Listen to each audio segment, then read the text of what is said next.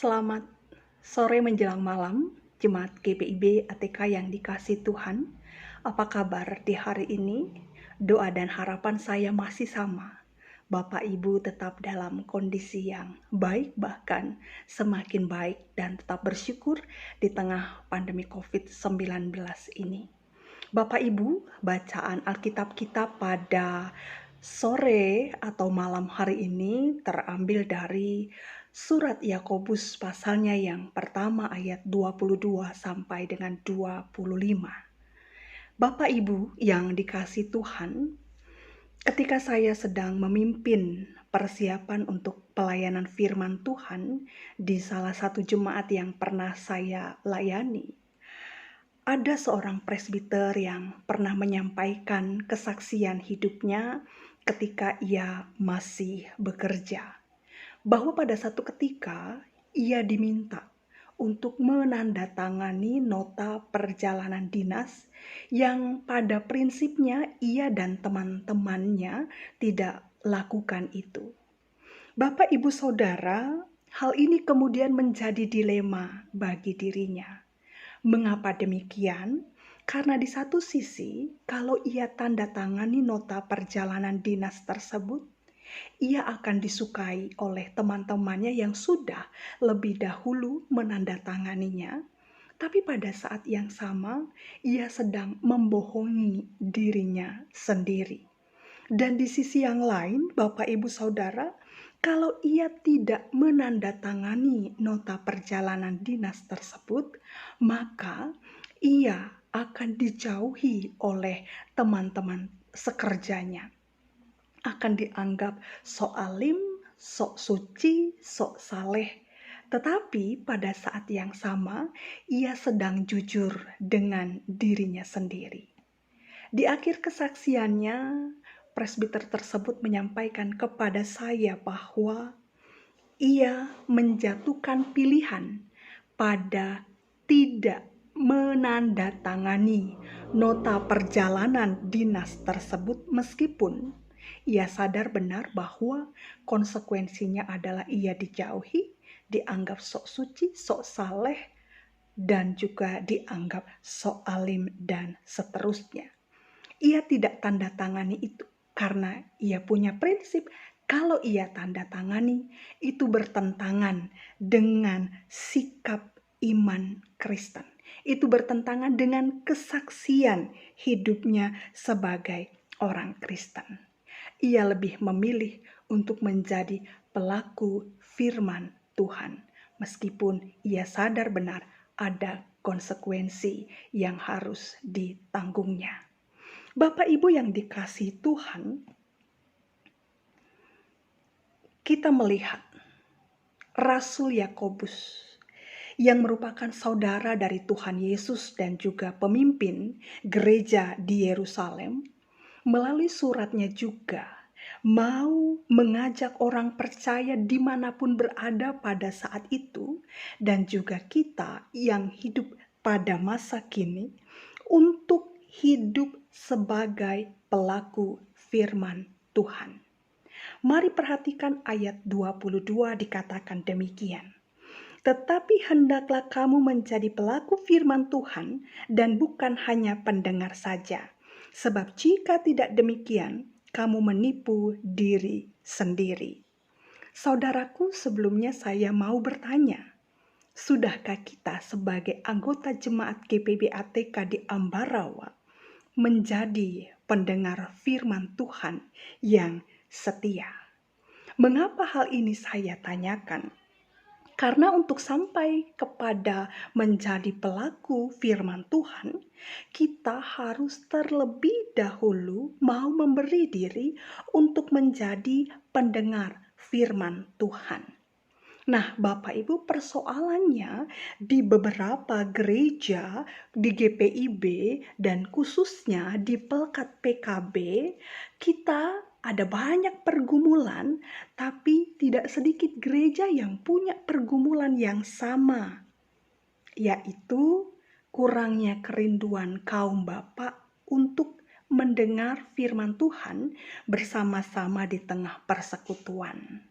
Makanya PKB sering dipelesetkan menjadi persekutuan kurang banyak. Semoga ketika pandemi COVID-19 ini berlalu, kaum Bapak GPIB ATK punya kerinduan yang sama untuk mendengar firman Tuhan. Bapak Ibu, memang benar bahwa mendengar firman Tuhan itu tidak hanya terbatas di gereja saja, di persekutuan saja. Kita bisa mendengarnya dari rumah, dari tempat kita bekerja, atau di mana saja kita berada. Tapi ingatlah bahwa sebagai gereja, kita hidup dalam persekutuan. Surat Ibrani 10 ayat 25 katakan, janganlah kita menjauhkan diri dari pertemuan-pertemuan ibadah kita seperti yang dibiasakan oleh beberapa orang. Tetapi marilah kita saling menasehati dan semakin giat melakukannya menjelang hari Tuhan yang mendekat. Saudaraku, disinilah tantangan orang-orang Kristen saat ini. Di tengah banyaknya aktivitas, di tengah kepadatan kesibukan, terkadang kerinduan untuk mendengar firman Tuhan itu bisa menjadi nomor yang kesekian dari prioritas kehidupan kita. Bagaimana kita bisa melakukan firman Tuhan kalau untuk mendengar saja kita jarang atau bahkan kita sulit untuk meluangkan waktu? Untuk itu kita bersyukur surat Yakobus ini mau ingatkan kita sebagai orang Kristen bahwa apa yang harus dilakukan oleh orang Kristen adalah tidak hanya menjadi pendengar tetapi juga sekaligus pelaku firman Tuhan.